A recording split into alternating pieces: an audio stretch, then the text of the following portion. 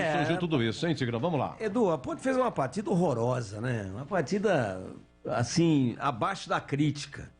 Eu não gosto de ver uma equipe que tem como tradição se impor quando joga dentro dos seus domínios, como é o caso da Ponte, mesmo com times ruins, como esse daí, que é um time ruim, né? Mal montado, mal preparado fisicamente.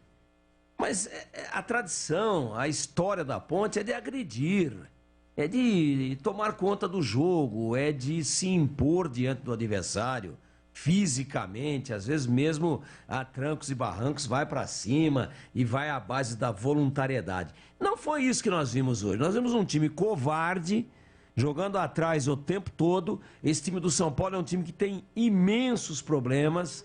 Rogério Ceni estava pendurado aí até a semana passada, quando ganhou de 1-0 no último minuto do jogo. Aliás, agora, né, no meio de semana. Contra o Santo André. Ganhou do Santo André de 1-0. Agora vem aí, já chega ao 7º ponto, embolou todo o meio de campo, né? O Santos ganhou o jogo, a Ponte está fora da zona de classificação e está próxima da zona da degola, porque é um campeonato que vai subir um pouquinho aí a régua, hein? Vai subir um pouquinho a régua. Esse campeonato não deve salvar ninguém com 12 pontos.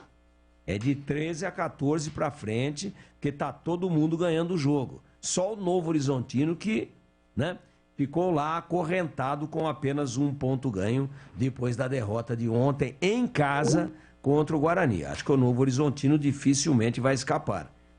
Agora, o que nós esperávamos da Ponte jogando em casa? Tá, tudo bem, não precisa ir alopradamente, desesperadamente. Não precisa ir sem juízo para cima do São Paulo, mas tem que jogar um pouco de futebol, né? A Ponte optou por jogar dentro do campo dela, da intermediária para trás. E aí nós temos tantos e tantos anos de janela, e aí vai o São Paulo, e vai o São Paulo, e vai o São Paulo, e não penetra, e tira. Quando o São Paulo empatou a 42, aliás, tá de parabéns pelo sono, né? Pelo desinteresse pela jogada. O senhor Norberto, jogador experiente, pô, entrou ali porque o menino cansou, deve ter sentido alguma coisa. Pô, ele vai com uma má vontade e permite o cruzamento. Permite o cruzamento na cabeça do Gabriel Sara e o Igor Vinhas nada poderia fazer. A cabeçada foi lá em cima, no ângulo, né? Ela foi lá na gaveta, nada, indefensável. Absolutamente indefensável a cabeçada do Gabriel Sara. E aí, quando fui acionado na sequência, falei, a tendência é tomar a virada. Porque a bola, como diz o Muricy Ramalho, ela pune. E ela pune os incompetentes. Ela pune o antijogo. Ela pune a estratégia errada. E o São Paulo mereceu. O São Paulo mereceu ganhar o jogo. Por quê? Nós tivemos um jogo de 90 minutos mais acréscimos, de um time jogando e o outro se defendendo. Um time propondo e o outro encolhido atrás. Agora, não dá para admitir em sã consciência a Ponte, com a história que tem dentro dos seus domínios, se submeter a esse tipo de situação. Jogando atrás, jogando covardemente. Eu acho que se defender, botar 5 lá na linha de trás, normal. Mas com a bola tem que sair um pouquinho. E a Ponte não quis jogar. A Ponte se acovardou, trouxe o São Paulo, trouxe o São Paulo, trouxe o São Paulo. E aí a primeira burrada do senhor Norberto, que permite o cruzamento, que não vai, que desiste do lance, que não se concentra, que entra parecendo que estava ali por estar, que não tinha nenhum tipo de comprometimento com a jogada, permite, não encurta, e permite o cruzamento e sai o gol. E depois, cá entre nós, né? A Ponte que já teve Serelepe, Pedro Omar, Chicão, Vanderlei Paiva, Humberto Popai, Humberto Suzigan, lá de Mogi Guaçu, Zé Mário Crispim, lá de Ribeirão Preto. Cada volante espetacular. A Ponte teve Piá, que jogava de volante. Mineiro. Teodoro. Mineiro, que foi para a seleção brasileira defendendo a camisa da Ponte. Pô, traz Moisés Ribeiro. Quem é que contratou o Moisés Ribeiro, cara? Quem é que trouxe um jogador desse nível aí, totalmente fora do contexto do jogo? Um jogador limitado, um jogador tecnicamente sofrível. Quem é o responsável pela contratação de Moisés Ribeiro? Aonde é que nós estamos? Aonde é que nós vamos parar com esse tipo de aberração? Estou falando tecnicamente. Uma análise técnica da condição do jogador, nada contra o ser humano, que aliás deve ser um cara muito sério, deve ser um cara acostumado aí a levantar cedo e a tentar resolver e a trabalhar honestamente. Mas é muito limitado. Como é que ele pega uma bola na lateral, entre a linha da grande área e a linha lateral do campo, e cruza para fazer um recuo sem olhar para onde ele estava jogando a bola? De uma maneira absurda, ele joga essa bola para dentro da grande área, nos pés de um artilheiro, do Caleri, que é um cara que ali, dentro da área, ele sabe fazer, sabe o que faz. Então, é inadmissível a Ponte ter nas suas fileiras alguns jogadores como esse, Moisés Ribeiro, como o André Luiz.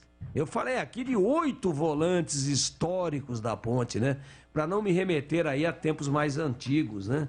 Pô, quem viu jogar Teodoro, quem viu jogar Chicão, quem viu jogar Vanderlei Paiva, meu Deus, Serelepe, Mineiro, Pedro Omar, que veio lá do América Mineiro. Como que a Ponte vai buscar um jogador desse? A Ponte contrata 6 volantes e um deles é esse cidadão. Muito fraco tecnicamente. Não vou jogar a responsabilidade da derrota nos ombros dele. Seria muito fácil para qualquer um.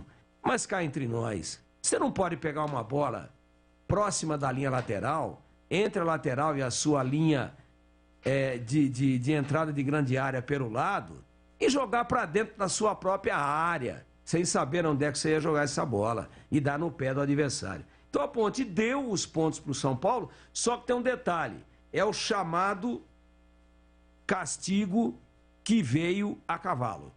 Por que é que veio a cavalo? Porque a Ponte jogou o tempo todo covardemente.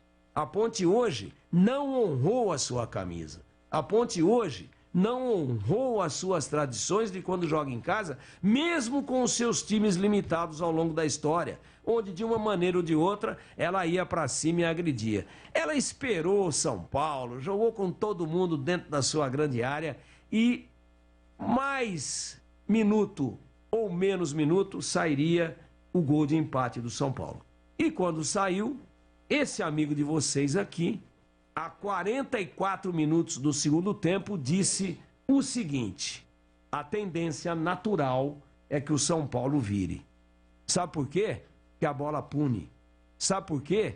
Porque a Ponte se abateu psicologicamente. Sabem por quê? Porque a Ponte estava condicionada a jogar atrás para levar uma migalha de 1-0, mas não se sustentou. E quando tomou o gol, aí erra individualmente, erra coletivamente, erra no posicionamento e erra numa imbecilidade que cometeu o senhor Moisés Ribeiro.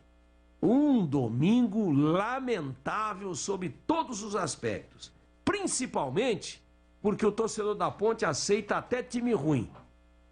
O torcedor da Ponte aceita até time limitado, aceita até time sem nenhuma condição técnica, mas não aceita time covarde. E hoje estiveram lá 5.404 pontepretanos, um bom público. Não tinha torcedor do São Paulo, é jogo de torcida única.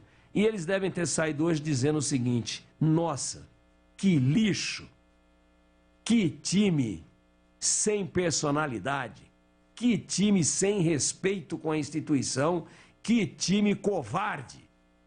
E isso o torcedor da Ponte não aceita. Time covarde. Até time ruim ele aguenta. Ele digere, ele engole goela abaixo. Mas time covarde não. E quem é covarde só tem um caminho: ser derrotado. E a Ponte procurou a derrota, procurou até que achou. Edu Pinheiro. E também a Ponte tem que tratar do time e também da sua torcida, né? Não pode essas filas enormes. O torcedor chega para comprar ingresso, fica muito tempo na fila, quando vai comprar não tem mais. Era mais de 30 do primeiro tempo, tinha fila ainda no Majestoso, né? Isso realmente não pode, é lamentável. Olha, deixa eu ver aqui o Ramos, cadê o meia que o presidente prometeu? O Ramos tá louco da vida aqui, sem respeito com a Associação Atlética Ponte Preta. Boa noite, culpa do retranqueiro Kleina. Ponte, Edu. Sim. A Ponte vai tentar lá um patrocínio junto a uma empresa de Araraquara, chamada Lupo. Aí vai ter meia. Muito bem, entendi. A Ponte